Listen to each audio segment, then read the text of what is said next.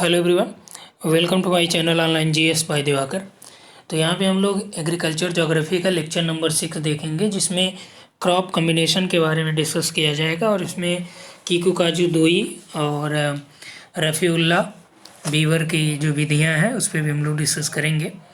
तो फसल संयोजन क्या होता है, सबसे पहले ये जान लीजिए कि फसल संयोजन का तात्पर्य किसी क्षेत्र विशेष में किसी विशिष्ट समयावधि में फसलों की संख्या अथवा विविधता से है।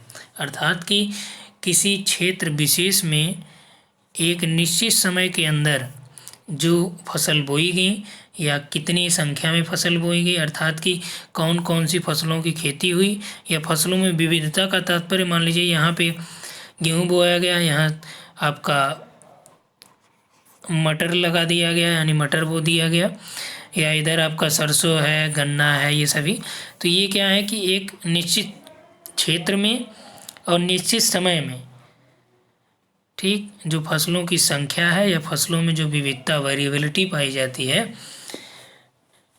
वही आपका क्या होता है, फसल संयोजन होता है, क्रॉप कॉम्बिनेशन होता है। ठीक, प्रायः किसी क्षेत्र में एक मुख्य फसल के साथ अन्य गौड़ फसलों को भी उगाया जाता है। कृषि के प्रादेशिकरण के अध्ययन में फसल प्रतिरूप के अध्ययन के साथ फसल संयोजन का भी अध्ययन महत्वपूर्ण होता है।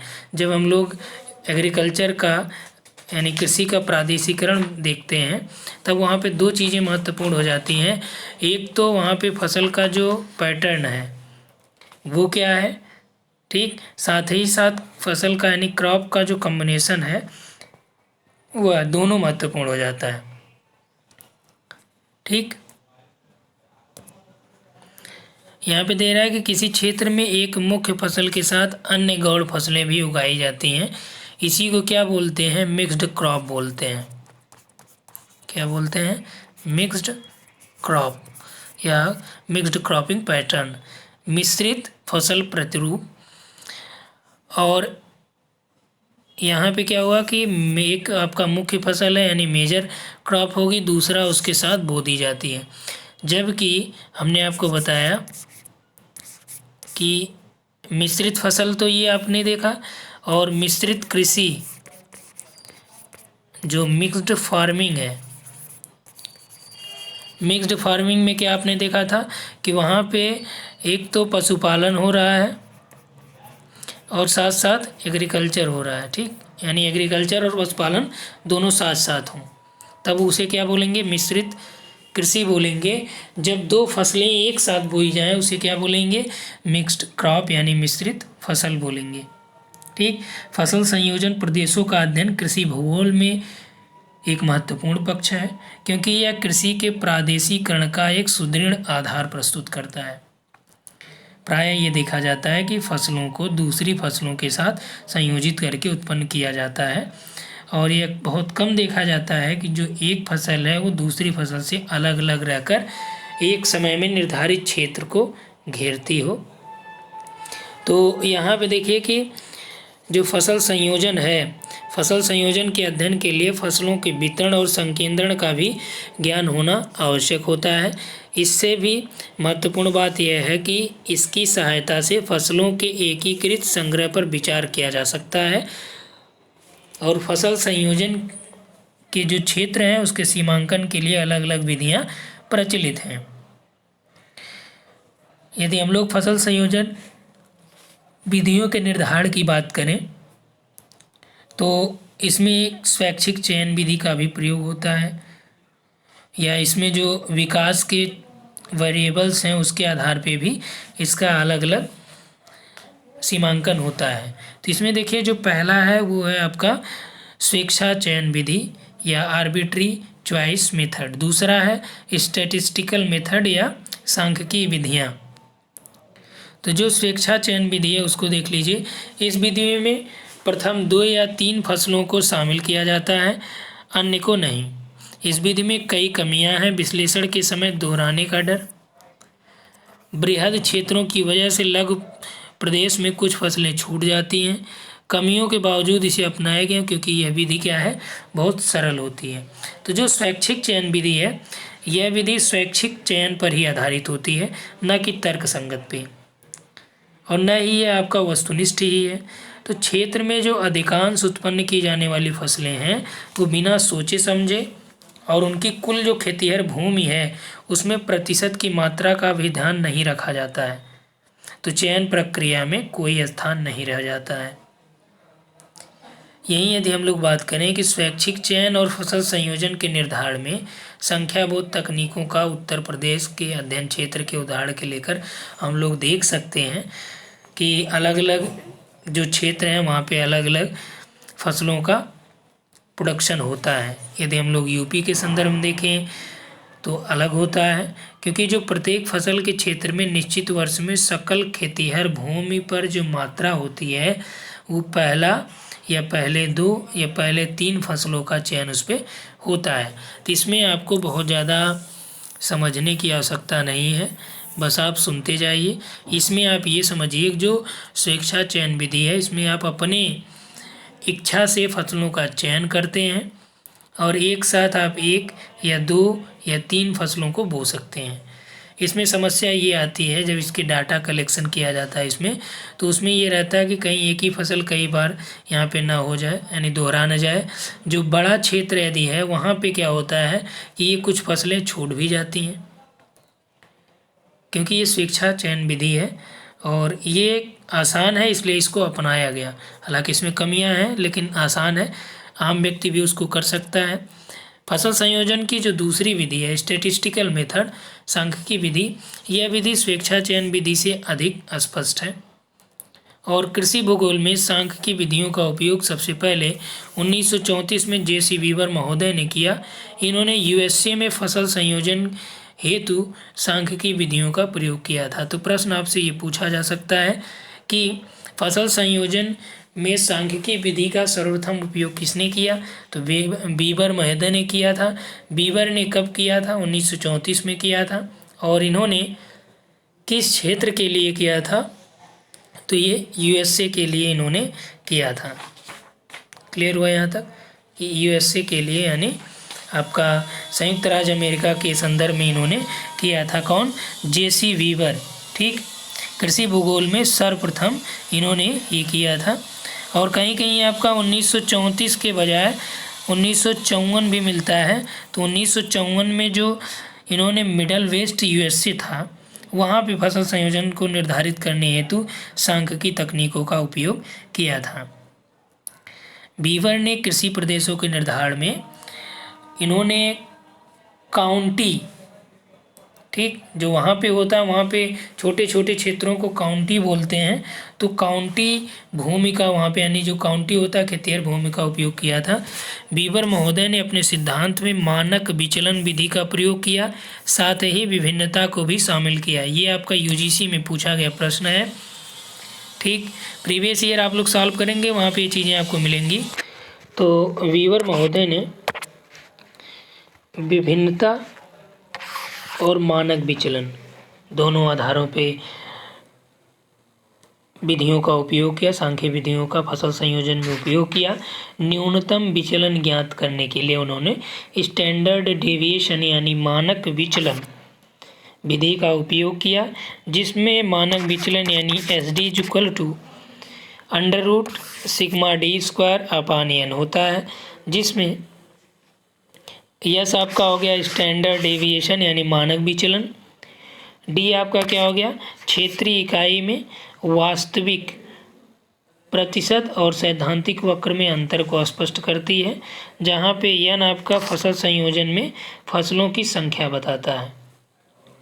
डी क्या बताता है कि वास्तविक प्रतिशत और सैद्धांतिक वक्र में क्या अंतर है, अर्थात कि क्षेत्रीय इकाई में वास्तविक फसल प्रतिशतता और सैद्धांतिक जो अंतर है सैद्धांतिक वक्र में वो कितना है, इसको कौन प्रदर्शित करता है, डी।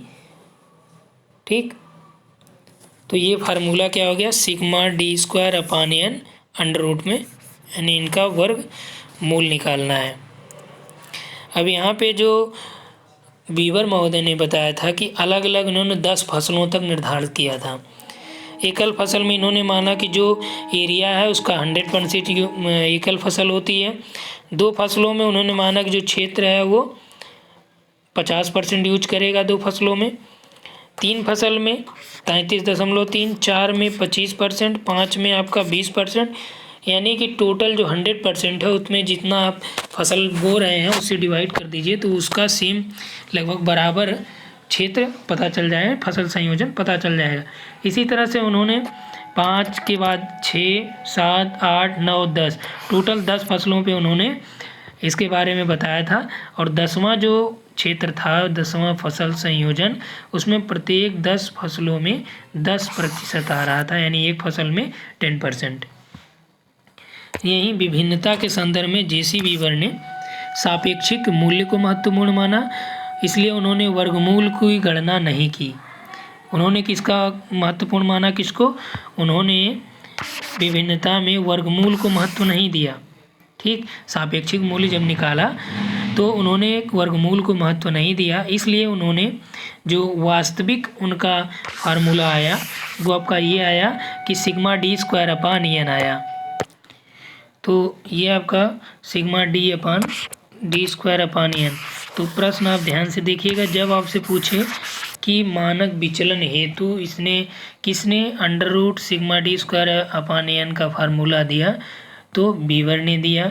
और इन्होंने क्यों मानक विचलन के इस फार्मूले के अलावा इसको वास्तविक माना, क्योंकि जो उन्होंने सापेक्षिक मूल्य का निर्धारण किया था उसमें वर्गमूल की गणना नहीं की, और सबसे ज़्यादा जो महत्वपूर्ण उन्होंने मूल्य को ही दिया, इसलिए जो उनका वास्तविक फार्मूला निकल के आया वो sigma D square upon N आया।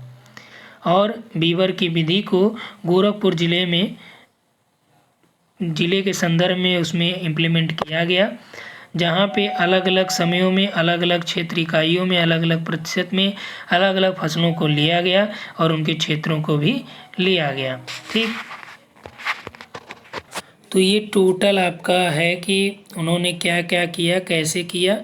यहाँ पे देखिए नीचे एक एक्सप्लेनेशन भी दिया गया है कि फसल संयोजन संख्या पूर्ण मान नहीं बल्कि सापेक्ष मान महत्वपूर्ण है, जिसके कारण वर्गमूल का प्रयोग न करके विभिन्नता के सूत्र का प्रयोग किया गया, जिसके D = sigma D square upon N के रूप में व्यक्त किया गया। क्लियर हुआ यहाँ तक कि उन्होंने क्या किया कि फसल संयोजन संख्या को, क्योंकि फसल संयोजन संख्या जाहिर सी बात है पूर्ण संपूर्ण नहीं निकल सकती है, क्योंकि कहीं ना कहीं आपको त्रुटियां देखने को यहाँ पे मिलेंगी ही, इसीलिए इसके सापेक्ष मूल्य को ज़्यादा प्रीफर किया गया। और जब सापेक्ष मूल्य निकाला जाता है तो उसमें वर्गमूल की आवश्यकता नहीं होती है, इसीलिए उसका जो वर्गमूल था under root sigma D square upon N, इसको हटा के डी स्क्वायर अपान एन को प्रीफर किया गया। ठीक, सिग्मा डी स्क्वायर। बीवर की विधि में क्या कमियां थी? कई बार किसी क्षेत्र में किसी फसल की क्षेत्रफल की प्रतिशतता कम होती है, परंतु वह फसल उस क्षेत्र के लिए क्या होता है, महत्वपूर्ण होता है। इसको पूरा करने के लिए बीवर ने मानचित्र पर मुख्य फसलों को अंकित करने पर फसल के नाम लिखने का सुझाव दिया था। जबकि होता क्या है कि जब आप कोई एक स्पेशल एरिया लीजिए तो ज़रूरी नहीं कि यहाँ पे जो फसल आप रिकमेंड करें वही बोई जाए, हो सकता है कि इस क्षेत्र के लिए दूसरी कोई फसल ज़्यादा महत्वपूर्ण या ज़्यादा महत्व रखती है। फिलहाल जो बीवर की तकनीक थी उसको भूगोलवेत्ताओं ने अपनाया, इनकी कमियों को विशेष ध्यान नहीं दिया, इनके जो दिए गए तकनीक थी उसको अपनाया गया।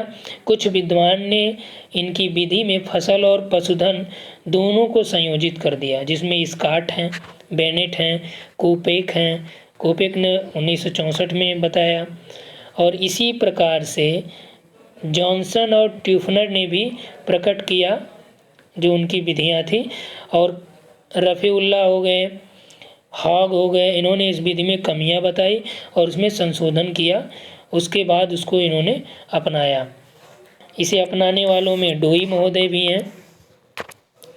डोई ने 1959 और 1970 में, थॉमस ने 1963 में, अहमद और सिद्दीकी 1967 में, माजिद हुसैन सर ने भी 1976 में इनकी विधि को फॉलो किया, जसवीर सिंह ने 1977 में बीवर की विधि को फॉलो किया, अनुसरण किया।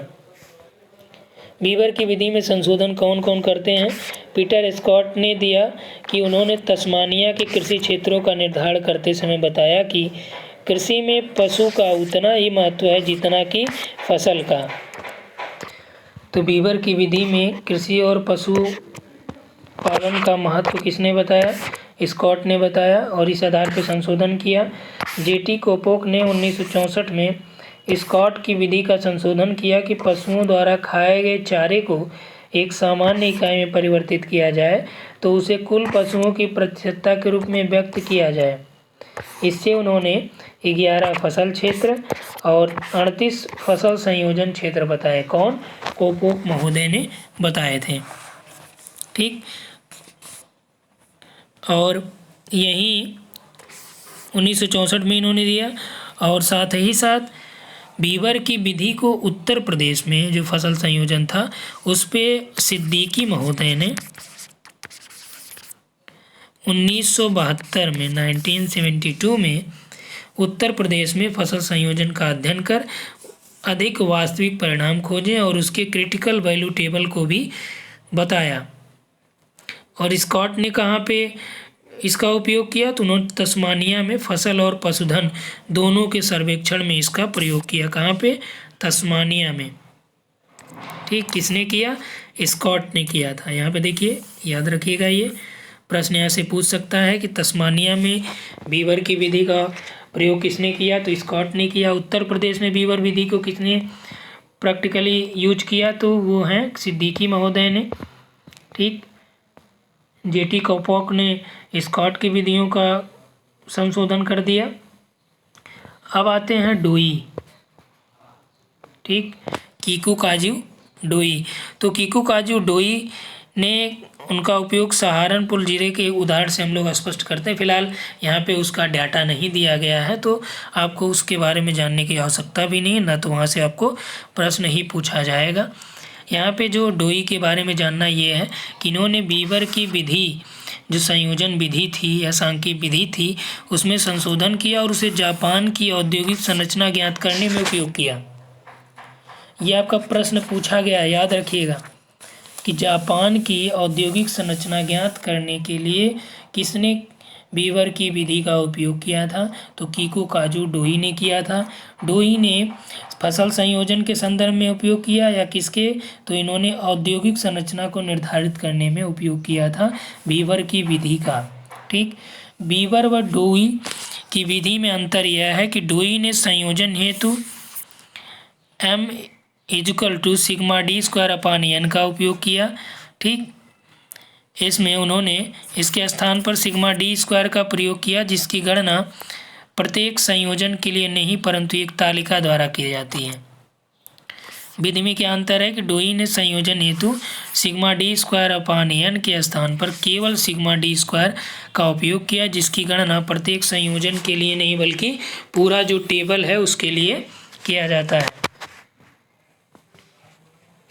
ठीक, डोई की तकनीक का उपयोग जो है आप यूपी के संदर्भ में कर सकते हैं। यूपी के कई ज़िले के संदर्भ में माजिद हुसैन सर ने प्रस्तुत भी किया है। ठीक, उन्होंने यूपी के सहारनपुर ज़िले में डोई की विधियों का उपयोग किया था जो डोई का फसल संयोजन विधि थी या जिसे औद्योगिक संरचना विधि औद्योगिक संरचना ज्ञात करने की विधि भी कहा गया। ठीक, यहाँ पे नेक्स्ट आते हैं हम लोग रफ़ीउल्लाह। अब देखिए आपसे प्रश्न आए कि बीवर की विधि में किसने किसने संशोधन प्रस्तुत किया। तो सबसे पहले आपके कौन है? स्कॉट महोदय हैं तस्मानिया के संदर्भ में, डोई महोदय हैं और सिद्दीकी हैं, रफ़ीउल्लाह हैं। ठीक, भारत के संदर्भ में है जसबीर सिंह हैं। तो अब आपको ये देखना है कि प्रश्न क्या पूछ रहा है। प्रश्न के अनुसार आपको ये चीज़ें वहाँ पे डिफाइन करनी होगी। रफ़ीउल्लाह ने इन्होंने बीवर की विधि में निहित कमजोरी को दूर करने के लिए नवीन विचलन विधि का उपयोग किया। रफ़ीउल्लाह ने क्या कहा कि जो उसमें कमजोरी थी, जो कमियां थी, उसको इन्होंने इम्प्लीमेंट किया, उसको हटाया भी और उसको जो कमियां थी उसको हटा के उनके जो तकनीक थी बीवर की उसको उपयोग में लाया, उसको इम्प्लीमेंट किया। रफ़ीउल्लाह ने जो नवीन विचलन विधि था उसको उन्होंने एक अपना लेख लिखा था, उसमें उन्होंने लिखा था, उस लेख को आप याद रख लीजिए क्योंकि भारत के संदर्भ में ये बात है। तो असिस्टेंट प्रोफेसर जैसे एग्ज़ाम में या नेट में आपका पूछे जाने की संभावना बढ़ जाती है, क्योंकि भारत के संदर्भ में जो जोग्राफर हैं वो बहुत कम हैं जो इतना बृहद स्तर पे योगदान दिए हैं। ठीक, तो उनका जो लेख है उसका नाम है a new approach to the functional classification of town, classification of town. ठीक, a new approach to the function classification of town. इसमें उन्होंने अपने लेख में लिखा और यह विधि कब की है उनकी 1956 की है, 1956 की है, जिसमें उन्होंने मानक विचलन विधि का उपयोग किया और उसमें उन्होंने फार्मूला दिया था d = sigma dp² minus dn² जहाँ पे d क्या था, विचलन है, dp क्या है, ये धनात्मक अंतर है, dn क्या है, ऋणात्मक अंतर है। ठीक, सैद्धांतिक वक्र का मान मध्यमान से, जहाँ पे n क्या है, n आपका ये फसलों की संख्या को प्रदर्शित करता है। ठीक, इसके अंतर्गत यदि वर्गमूल को छोड़ा जा सकता है क्योंकि यहाँ विचलन मान की सापेक्षिक श्रेणी ज्ञात की जाने की आवश्यकता है, यानी कि इसमें भी इन्होंने क्या बोला कि जो यहाँ पे वर्गमूल इन्होंने निकाला, तो जब बात आ जाती है सापेक्षिक मूल्य की तब वहाँ पे क्या है कि जो वर्गमूल है इसको महत्व नहीं दिया जाता है।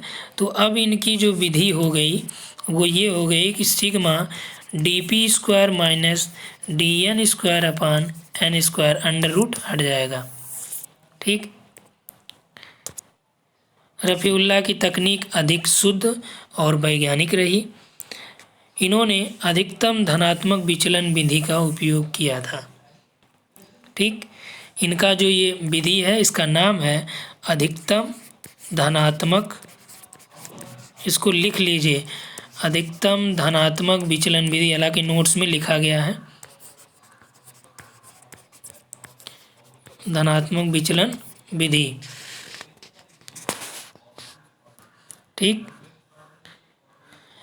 इसको उत्तर प्रदेश में बस्ती ज़िले के संदर्भ में प्रस्तुत किया, किसने, माजिद हुसैन सर ने उपयोग करना यहाँ पे उन्होंने अपनी किताब में मेंशन किया। सस्य संयोजन के निर्धारण में सबसे पहले कौन है, बीवर महोदय हैं। बीवर की विधि 1954 में आई और यही विधि अग्रणी और प्रथम भी है, यूएसए के संदर्भ में उन्होंने दिया। अभी आगे आपने देखा था 1934 लिखा था।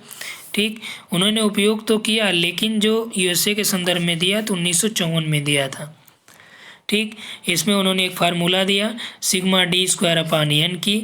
डोई की विधि जो थी ये जापान से संबंधित है, 1959 में इन्होंने दिया, बीवर का संशोधन दिया और इन्होंने सिग्मा d² की जगह डोई ने सिग्मा d² को यूज किया। भारत के संदर्भ में सर्वप्रथम R.K. बनर्जी ने बीवर के संशोधित विधि का प्रयोग करके पश्चिम बंगाल के सस्य संयोजन प्रदेशों को बांटा। यदि आपसे प्रश्न पूछे कि बीवर की विधि का किसने उपयोग सर्वप्रथम पश्चिम बंगाल के संदर्भ में वहाँ के जो फसल संयोजन था उसमें किया, तो R.K. बनर्जी ने किया। हालांकि रफ़ीउल्लाह ने इसमें पहले ही संशोधन प्रस्तुत कर दिया था। कब, 1956 में। A.P. अय्यर ने ये मध्य प्रदेश के संदर्भ में 1969 में 9 संयोजन प्रदेश बताए और इन्होंने अधिकतम दूरी विधि का उपयोग किया। P. स्कॉट ने तस्मानिया के संदर्भ में 1957 में बीवर की विधि को संशोधित किया और जॉनसन ने 1958 में पूर्वी पाकिस्तान के संदर्भ में इस विधि का संशोधन दिया, जबकि थॉमस ने 1963 में ब्रिटेन के संदर्भ में विधि का संशोधन प्रस्तुत किया। तो ये सभी विधियाँ महत्वपूर्ण हैं क्योंकि कई बार यहाँ से आपकी परीक्षाओं में प्रश्न आ चुके हैं, तो इसलिए आप इस जो फैक्ट यहाँ पे दिया गया है इसको आप याद रखिए। आगे हम आपको जोनासन के बारे में, हूवर के बारे में, लॉस के बारे में, ठीक, और थॉमस के बारे में भी बताएंगे जो नेक्स्ट लेक्चर होगा। ठीक, तो इस वीडियो में इतना ही। Thanks for watching.